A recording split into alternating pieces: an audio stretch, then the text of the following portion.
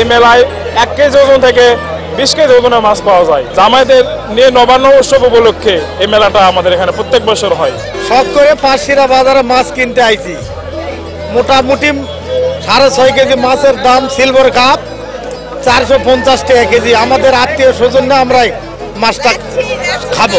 এখানে দেশীয় এবং সামুদ্রিক মাছে ভরপুর একটা মেলা হয়, মানে বড় বড় মাছের বিশাল সমাহার।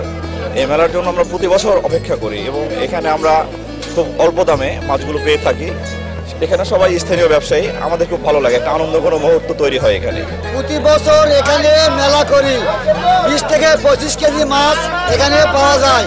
এই বাজার মোটামুটি ভালো, কিন্তু মাছের দাম আগামী এই বছর একটু সস্তা। এই মেলাতে খুব বড় বড় মাছ পাওয়া যায়। মানুষেরা আনন্দের সহিত প্রত্যন্ত অঞ্চল থেকে এসে বড় বড় মাছ ক্রয় করে।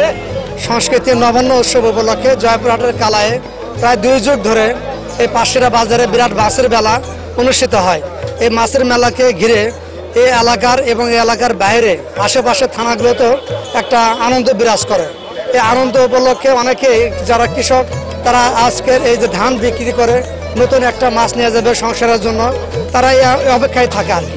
এটা এখানকার ঐতিহ্য, এটা স্থানীয়ভাবে জামাই মেলা নামে পরিচিত। এই মেলা উপলক্ষে প্রতি বছরই এই মাছের বাজার বসে।